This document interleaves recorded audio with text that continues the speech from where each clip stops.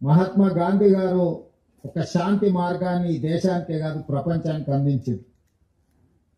ఎంత పెద్ద సమస్యకైనా చర్చలే పరిష్కారం. దేశంలో ఉన్న ప్రజల మధ్య, జాతుల మధ్యనే కాదు, ఇరు దేశాల మధ్యలో యుద్ధ వాతావరణం కమ్ముకున్నప్పుడు కూడా ఆ దేశాల మధ్య చర్చలు జరిగి శాంతియుతంగా సమస్యని పరిష్కరించుకుంటున్న పరిస్థితులు ఈరోజు ప్రపంచ దేశాలలో మనం చూస్తున్నాం. అణుఆయుధ సంపత్తి ఉన్న దేశాలు కూడా ఈరోజు చర్చలకు, శాంతికే ప్రాధాన్యత ఇస్తున్న క్రమంలో తెలంగాణ రాష్ట్ర ప్రభుత్వం తరఫున మిగిలిపోయిన సెంట్రల్ కమిటీ మెంబర్స్ కానీ, స్టేట్ కమిటీ మెంబర్స్ కానీ, ఇంకా అజ్ఞాతంలో జీవితం గడుపుతున్న నక్సలైట్లకు తెలంగాణ రాష్ట్ర ముఖ్యమంత్రిగా నా పిలుపు, మీరందరూ కూడా జనజీవన స్రవంతిలోకి రాండి. ప్రజలతో మమేకమై ప్రజా సమస్యల్ని ప్రభుత్వం దృష్టికి తీసుకురండి.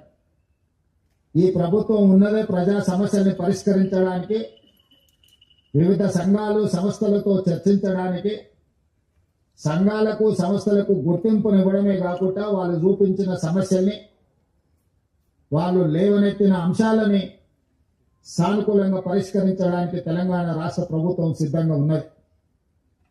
అందుకే మొన్న సరెండర్ అయిన దేవ్జీ కావచ్చు, దామోదర్ కావచ్చు, చంద్రన్న కావచ్చు, సుజాతక్క కావచ్చు, రాజిరెడ్డి కావచ్చు, మిగతా వాళ్ళందరూ కూడా సెంట్రల్ కమిటీ మెంబర్స్ తో కొద్ది రోజుల క్రితం నేను సుదీర్ఘంగా చర్చలు జరిపిన. వాళ్ళ ఆలోచనను, వాళ్ళ ఆవేదనను రాష్ట్ర ప్రభుత్వం అర్థం చేసుకునే వాళ్ళు కొన్ని ప్రతిపాదనలు తెలంగాణ రాష్ట్ర ప్రభుత్వం ముందుకు తీసుకొచ్చింది. ఈ రోజు మేము మిగతా సెంట్రల్ కమిటీ మెంబర్స్ తో కానీ, గణపతితో సహా ఈరోజు ఇంకా అజ్ఞాతవాసంలో జీవిస్తున్న కీలకమైన నక్సలైట్లకు మేము సమాచారాన్ని చేరవేస్తాము.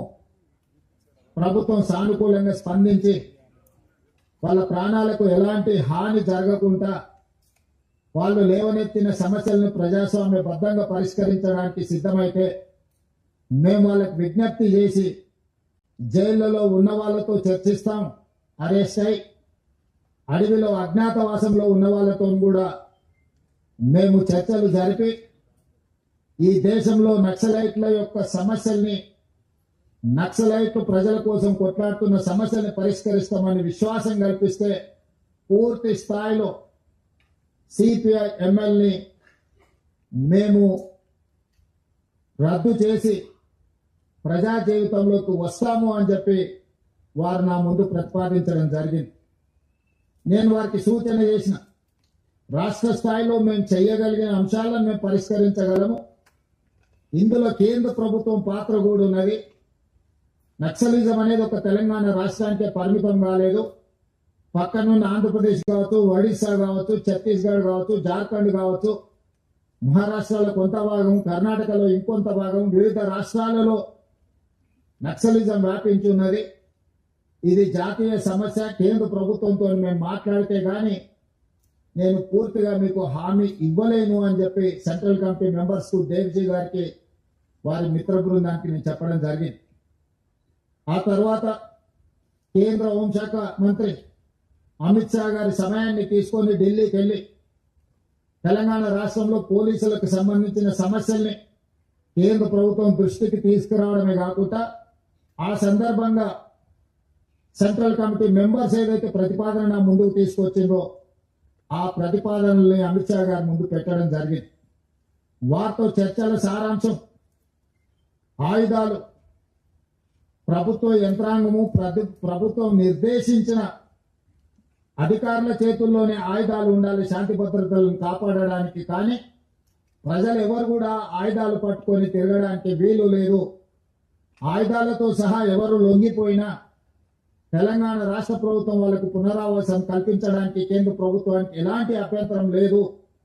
ఎవరు సరెండర్ అయినా వాళ్ళ ప్రాణాలకు, వాళ్ళ మెరుగైన జీవన విధానానికి మీరు హామీ ఇవ్వండి అని చెప్పి అమిత్ షా గారు నాకు సూచన చేయడం జరిగింది.